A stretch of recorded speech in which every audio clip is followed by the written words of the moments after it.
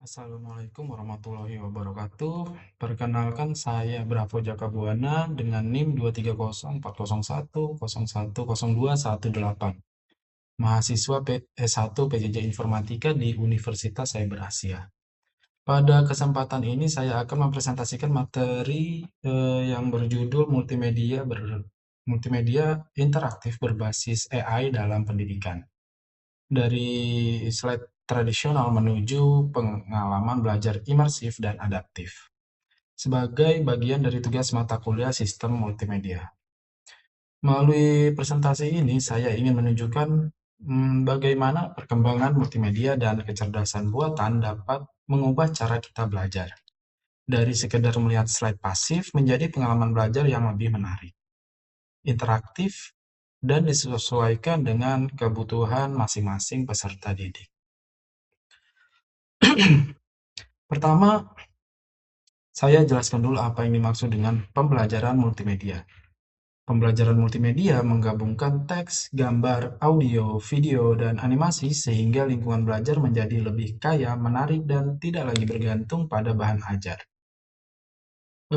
Melalui konten multimodal, interaktivitas, dan akses lewat web maupun mobile, mahasiswa dapat belajar secara lebih fleksibel, baik secara mandiri maupun bersama di kelas. Di tingkat global, tren yang sangat kuat saat ini adalah munculnya platform pembelajaran adaptif berbasis AI dan penggunaan berbagai alat AI untuk produksi media pembelajaran. AI tidak hanya mempersonalisasi konten dan tingkat kesulitan materi, tetapi juga membantu siswa dan guru membuat produk multimedia seperti storyboard, infografis, dan video pembelajaran dengan lebih mudah. Dengan cara ini juga pembelajaran menjadi lebih berpusat pada siswa, berbasis proyek, dan mendorong kolaborasi karena siswa ikut aktif merancang media yang mereka gunakan. Contoh menarik datang dari Business School di Spanyol yang mengembangkan studi kasus multimedia, simulasi, dan permainan online untuk pembelajaran manajemen. Di sana kelas tidak lagi hanya berisi ceramah, tetapi mahasiswa diajak masuk ke situasi bisnis nyata melalui narasi kasus. Visual dan kuis yang terintegrasi. Pendekatan ini terbukti membuat mahasiswa lebih engage, lebih suka belajar lewat case multimedia dibanding membaca PDF. Dan modulnya juga dapat digunakan ulang di berbagai program, baik online maupun tatap muka. Selain itu, ada pendekatan hybrid interaktif multimedia yang memanfaatkan teknologi mixed reality.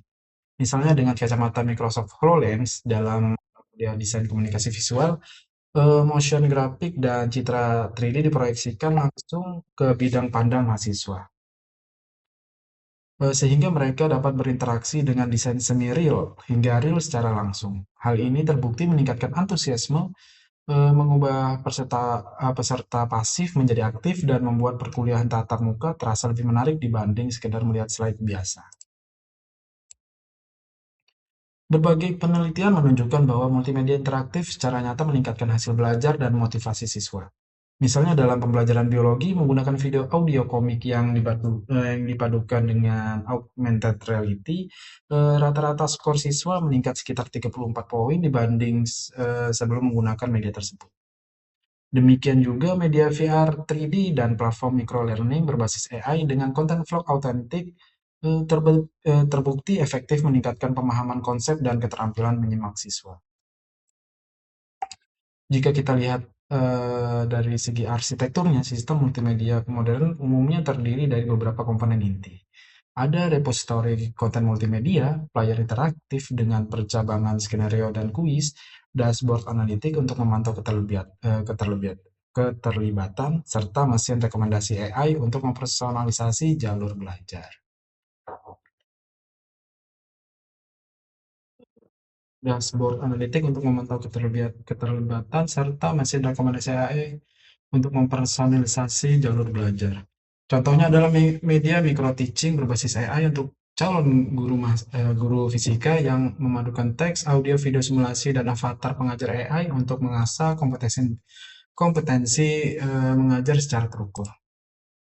Untuk mendapatkan manfaat maksimal, multimedia interaktif perlu dirancang dengan prinsip desain pembelajaran yang benar.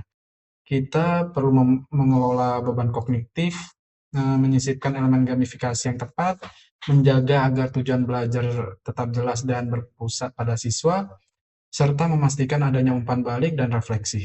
Contoh praktik di pendidikan dasar adalah penggunaan matriks media untuk memilih jenis video, game, atau simulasi yang paling sesuai di setiap tahap cerita tentang lingkungan dan keberlanjutan. Walaupun potensinya besar, penerapan multimedia interaktif dan AI di pendidikan bukan tanpa tantangan. Kita masih menghadapi kesenjangan akses perangkat dan internet, kebutuhan infrastruktur yang stabil untuk konten berat, serta variasi kompetensi digital guru dan dosen. Selain itu ada isu etika dan pedagogik seperti privasi data, potensi bias algoritma, dan risiko otomasi berlebihan yang dapat menggeser peran guru jika tidak diatur dengan pedoman yang jelas.